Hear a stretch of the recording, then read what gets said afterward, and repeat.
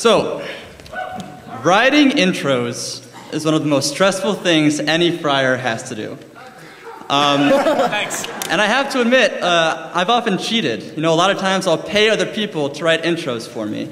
And this time in particular, it's been, I haven't been able to do that because I spent the money I usually spend on intros on sending relief to Japan in the aftermath of the tsunami, as I hope many of you guys did too. But yeah, so I haven't been able to have anyone else write intros for me, so I've had to write them on my own this time around. And it didn't go very well. I have a few ideas here that I was able to come up with, but I don't think they're going to go over very well, so we'll try a few. Okay. Here's number one. Hey guys, what a great audience. All right, that's the first one. All right, here's the second one. This took like 5 or 6 drafts, but I think it's pretty good right now.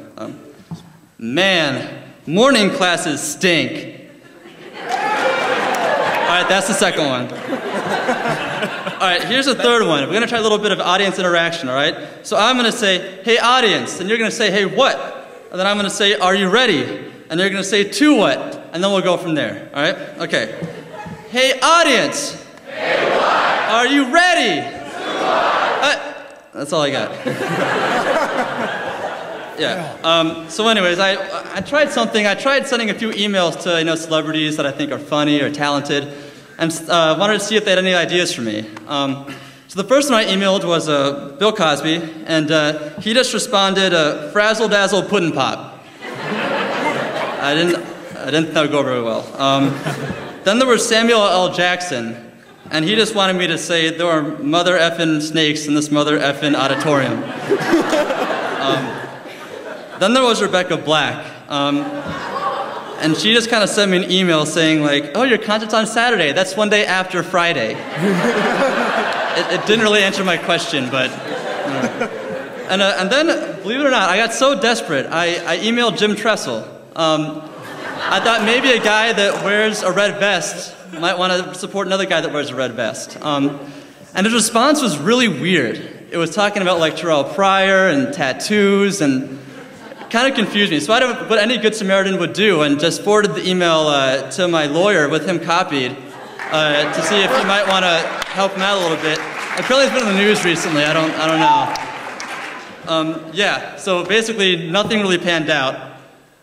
So I guess I'll just say this morning I woke up, my roommate was listening to that new Lady Gaga song, Born This Way.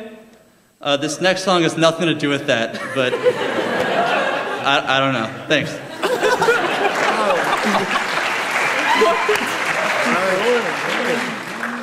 There's literally nothing to do. No, there's nothing to say after that, so, I guess I'll sing.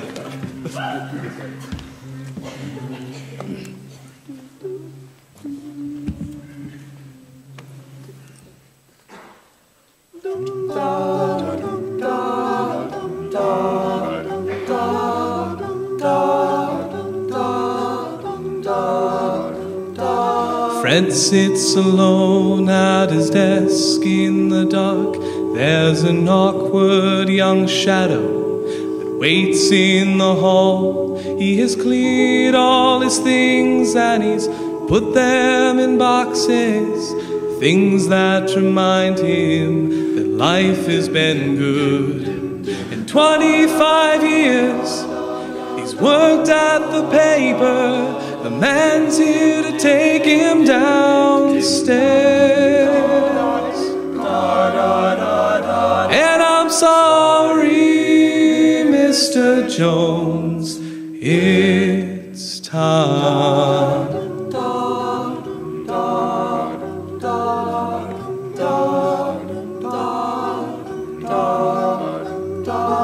There was no party, and there were no songs, 'cause today's just a day like the day that he started. And no one is left here that knows his first name, yeah, and life barrels on like a runaway train where the passengers change.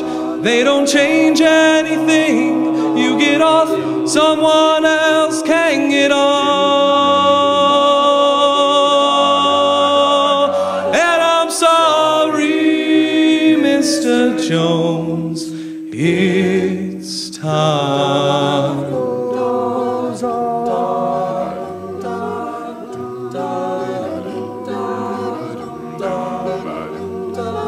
Street light, it shines through the shades, casting lines on the floor and lines on his face he reflects on the day.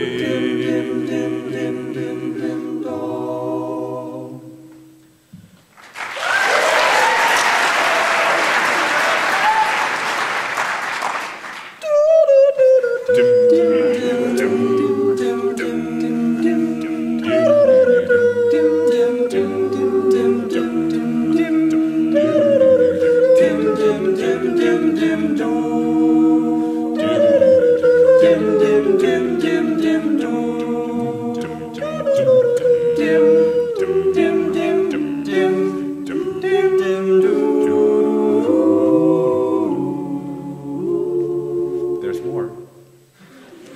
Fred gets his paints out and goes to the basement, projecting some slides onto a plain white canvas and traces it, fills in the spaces. He turns off the slides and it doesn't look right, yeah, and all of these bastards have taken his place. He's forgotten but not yet gone. And I'm sorry, Mr. Jones, and I'm sorry, Mr. Jones, and I'm sorry, Mr. Jones, it's time.